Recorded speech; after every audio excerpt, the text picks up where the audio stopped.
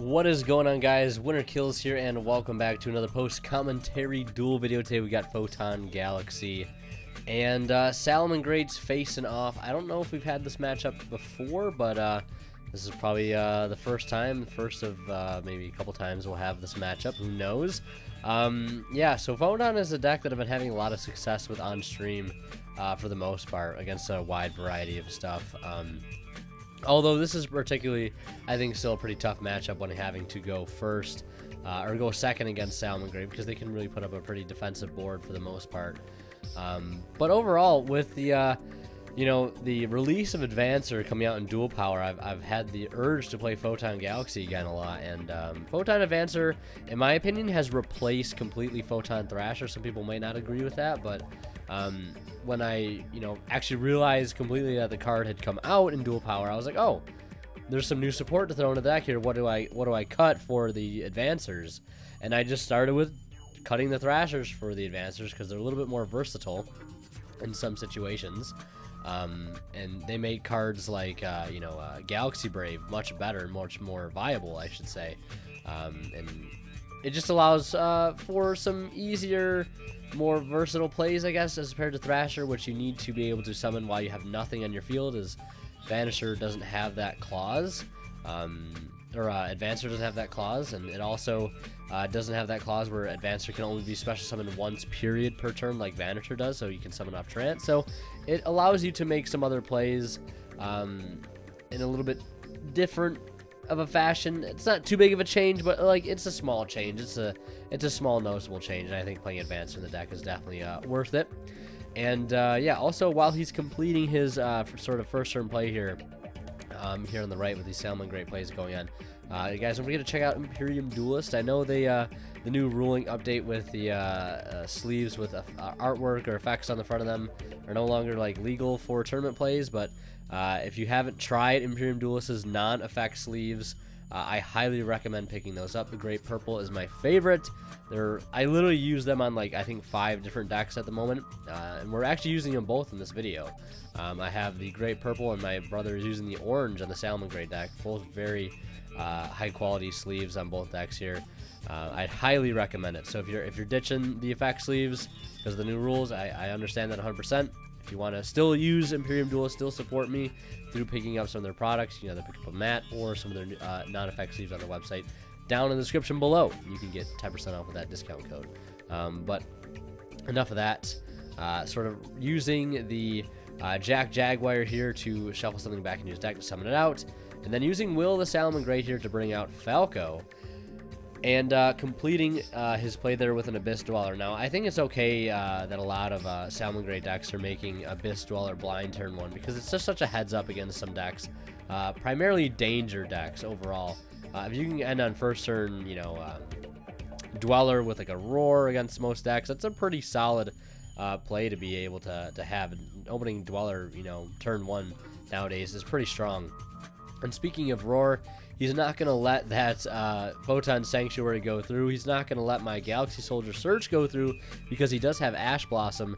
But luckily, I still have a follow-up play in my hand via Galaxy Expedition, and it'll allow me to summon out another Galaxy Soldier for my deck, and I'm able to make a rank 5 play here into none other than the Cyber Dragon Infinity. Yeah, so I'm back to playing the CDI after the Pleiades, because I was able to finally make an extra, extra room in the extra deck. I decided to cut the Felgren because, my reasoning was for the Thunder Dragon matchup, just to be able to out Colossus and run it over, but I figured Tachyon Dragon just does the same thing but better, so why not opt for the Cyber Dragon Infinity instead?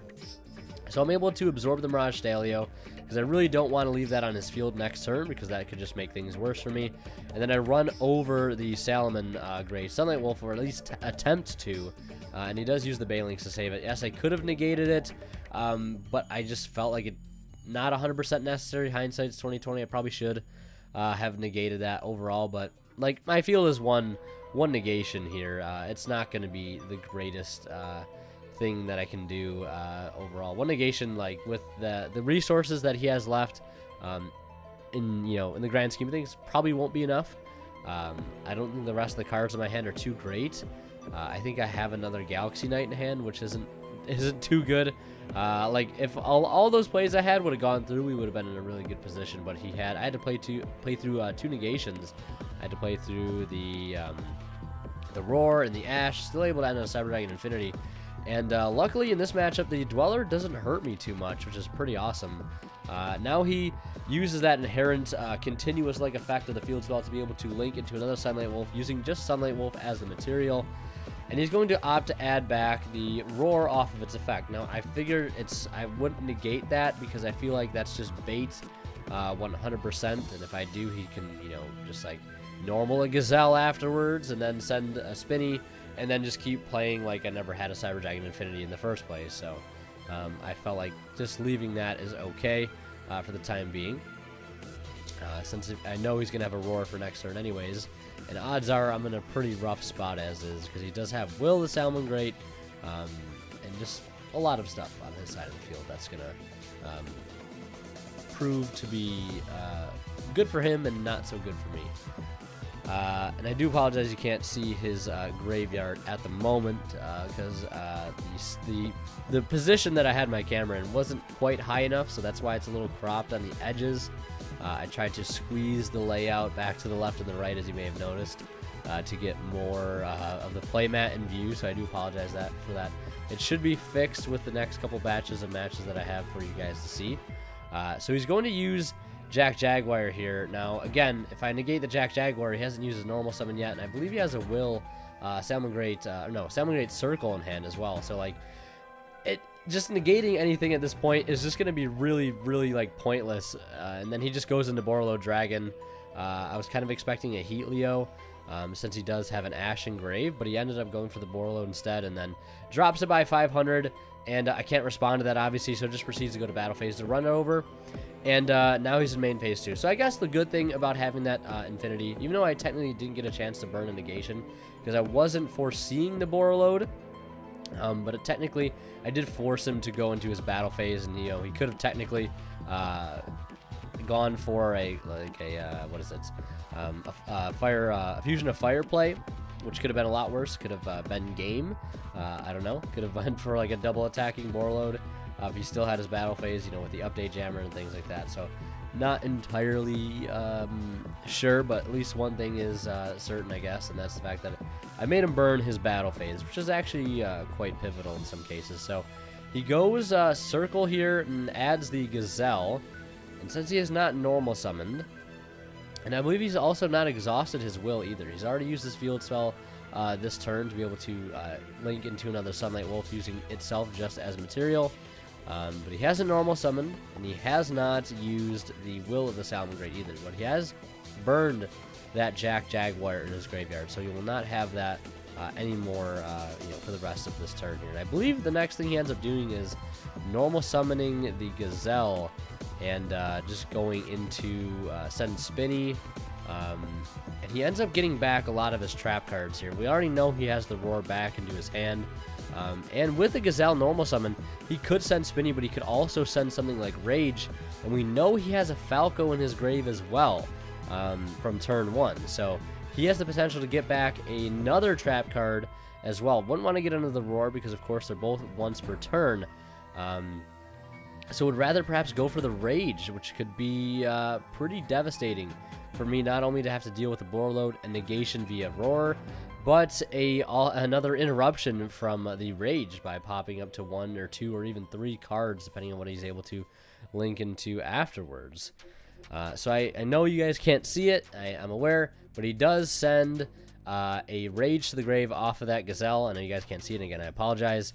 And he uses the Falco effect to summon it out, and then Falco gets sent to the graveyard for the Balinks, and that will trigger its effect to set the Rage in his graveyard, and also now has a set Roar. He'll be able to get to pop 1, but he'll also have a negation here, and he has a Borreload. So, like, I'm just in a rough spot overall. And my top deck was not the greatest. I think I drew like Galaxy Eyes for turn, which is really rough. So I think I had Galaxy Eyes and like Knight in my hand. Not a whole lot we can do there. And we're just going to go ahead and go into game 2. Now, I get started with what I thought was going to be trading, but I figured I'd get started with this instead. and going the Galaxy Brave, revealing the Vanisher to summon it as a level 4, and then giving me that target on field to be able to summon the Vanisher to search Galaxy Eyes. And on the resolution of that Vanisher, I'm met with the Droll Knockbird, so that trade-in I had in hand won't be able to use, and I have to try to make some sort of play right now. Something that can sort of basically put up like a fence, if you will. Something that can sort of hold off until next turn. So at least go into Soul Flare, and I know I have Galaxy Eyes now, so at least able to get that in my hand. So right now with this field, I have a Disruption. My Soul Flare is protected from targeting and card destruction. And I also have, once that I have discard the Galaxy Eyes off the Soul Flare, I can potentially reborn it off of my, Blast Dragon, which is great. So it's not a terrible thing, especially under Droll Knockbird. It could have been so much better, but Droll Knockbird, it does hurt, especially since I'm opting not to main Call by the Grave at the moment, just because, like, in most cases, your ending field can still be pretty decent underneath it because of cards like Galaxy Expedition and Galaxy Knight that don't really require searching to be able to complete your Xyz plays. Yes, stopping searching from Soldier and, trade-in and things like that can hurt. But, like, I've just been enjoying maining more combo pieces in the main deck and not playing Call by the Grave. I'd rather side it. We didn't side for these matches. I should probably also point that out. I don't have, like, 10 different side decks built for all the decks that I have, and more of just a sort of an exhibition match, if you will. So getting started with a classic spinny play into Gazelle, and then into the Balinks, of course. Very, very standard for Salamangreat. I wanted to play Salamangreat more. I did pick up the deck once it first came out, picking up the structure decks, like I'm sure like a lot of people did. But I haven't really been too interested in playing it myself because after seeing the deck play enough times and playing it, quite a bit myself, it's got such a linear playstyle. And I know you guys are saying like, oh, well, Photon Galaxy kind of does too, but I personally enjoy playing Photon Galaxy a bit more than playing Salamangreat. And to be totally honest, I would take both of them to tournaments, and I'd probably be willing to more so to take Photon Galaxy, just because I've taken that deck to tournaments before in the past, and it's like it's always the same thing with Photon. Like nobody ever knows what any of the cards do, and like that's the best part about it, to be perfectly honest. That's one of my favorite things about playing the deck.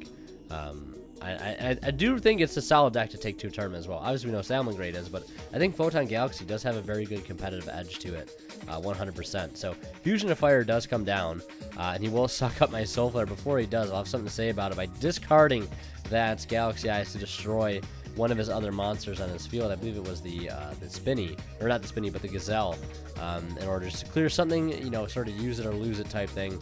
Before he brings out the Violet Chimera, which will gain half the attack of both of its all the materials used to make it. And when he goes to attack, on attack declaration, I will chain the effect of Blast Dragon to attempt to summon out the Galaxy I had in my grave. But he does have Called by the Grave, so that target is no longer there. And unfortunately, I'll lose the Blast Dragon with no effect to get the Galaxy Eyes on my side of the field. And now this is an interesting turn. There's a lot that I could and couldn't have done here. So this is the first thing. The Galaxy Trance comes down. Now technically I shouldn't be able to resolve this because Photon Vanisher, or no, this is perfectly legal Photon, or perfectly legal Galaxy Trance, I should say. But I do make a mistake here later on. I summon Photon Vanisher now off of his own effect. But for some reason, they worded the card, Photon Vanisher, that the fact that it can only be summoned once a turn, period. By any way, shape, or form, it can only be summoned once a turn. Which is just such an awkward wording. I don't know why they would have worded it that way. So, technically, I shouldn't be able to summon this Vanisher, but it is what it is.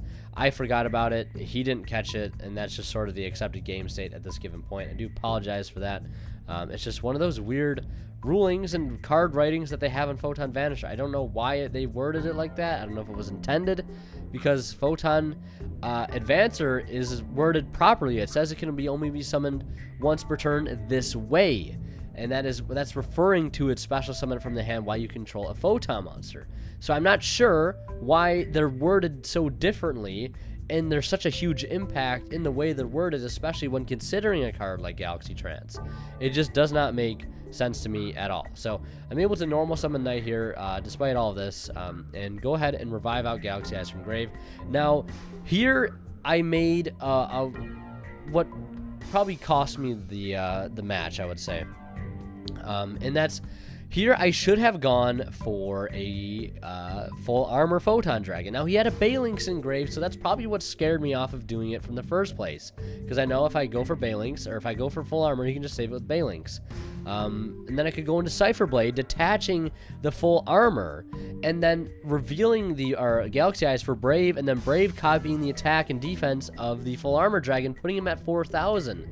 Then I swing in for 32, 2k, and 4k, and that is game. So technically, that should be game, 100%, since his set card ended up being a Twin Twister. I overestimated on so many things here, and I think it was more of a psychological thing. Just knowing that he had the Balinx engraved to begin with sort of turned me off from going into a full armor play to begin with, even though I didn't realize that Balinx's second effect to protect a Salamangreat card from destruction is a hard once per turn.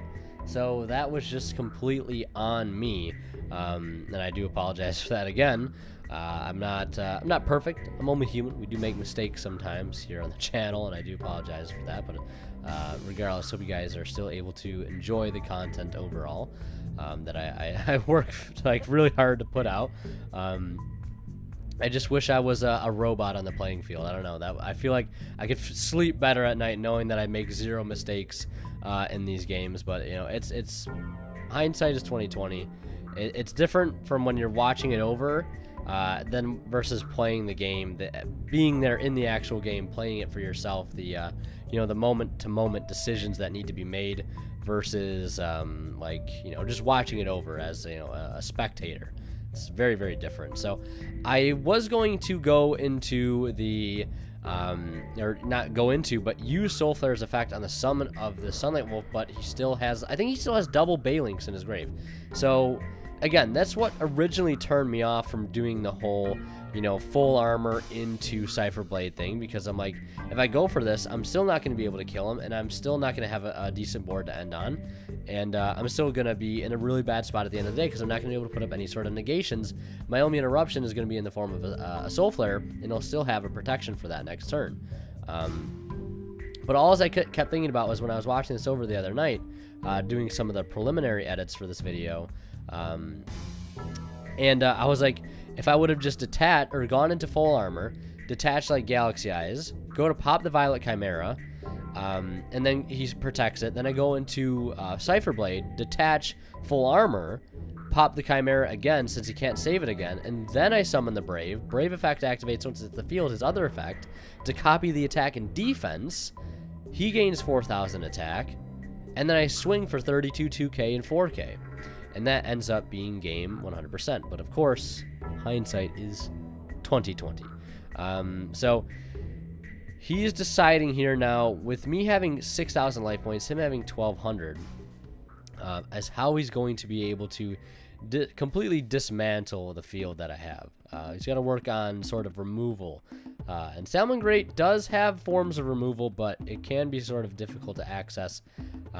Setting up a update jammer play with Borload, or setting up another Fusion of Fire play, since he's already exhausted Fusion of Fire and Violet Chimera. He's got to find a way to get that Fusion of Fire back to his hand and recycle that Violet Chimera back into his extra deck. So he's got to use cards like Sunlight Wolf to retrieve back the Fusion of Fire, and he's got to use cards like Jak Jaguar, which I don't think he has in his grave at the moment, to be able to recycle the Violet Chimera back into the extra deck. So there's a couple things to take into account here. It's just a matter in what order he ends up doing them. And like I said, the only thing I have to do here is, the only thing that I'm able to do, essentially, is have a Soul Flare effect. But everything on his field right now is going to survive the Soul Flare pop. So there's like literally no point in going for it. So he's going to use the Mirage Daily here that he made with two Balinxes, or not Balinxes, but Spinnies rather, and summons out the Jak Jaguar. So this is probably how he's going to start reassembling, or not assembling, but dismantling the field. Now going into Heat Leo, and then using the field spell effect throwing the dice on the field spell to make sure we remember that it's been used, to go into the Heat Leo, going from the common Heat Leo into the ultra rare Heat Leo. And he does have a Droll and Lock bird in his graveyard, so he can make anything on my field 0 attack, and I believe he ends up doing that to the Cypherblade Dragon, which is perfectly good call. It's the biggest monster in my field, apart from the Galaxy Brave, which had, I believe, 2,000 attack, because the highest attack monster on my grave at the time of summoning it was 2,000 attack, which is pretty unfortunate, which is why I was just so kind of upset that the fact that I could have gotten a higher attack monster in my graveyard before I summoned the Brave. I think it was just sort of a mind game that I pulled on myself, which a lot of times in Yu-Gi-Oh! Is a huge factor of how the game plays out. It's just a lot of mind games at the end of the day. So Heat Leo runs over the Cypherblade, and he does have a set Rage with a Salamangreat, Heat Leo that has been linked using its own name as a material. So he has 3 pops on his side of the field. So I go Orbital, I equip it, anything on the equip, and I believe he just ends up blowing up both my monsters and the equip with the Rage here. Just because there's, if he lets the Orbital go through, it's just too much risk at that point, because I could just grab like a Soldier, and then the Soldier goes off, gets me a Knight, and then the Knight goes off, and then even then, if he just waits all the way till the Galaxy Knight, or if I try to bait him with a Soul Flare and then go for a Knight, it really won't make too much of a difference anyways. And with me having very little life points, I'm not able to pass another turn in hopes that I can survive, because that will just be game via the Heat Leo and the Mirage Stallion next turn anyways. So unfortunately, Photon Galaxy taking a 2-0 defeat this time around to Salamangreats. This is a matchup I feel like Photons can win if they get to win the dice roll and open up strong enough.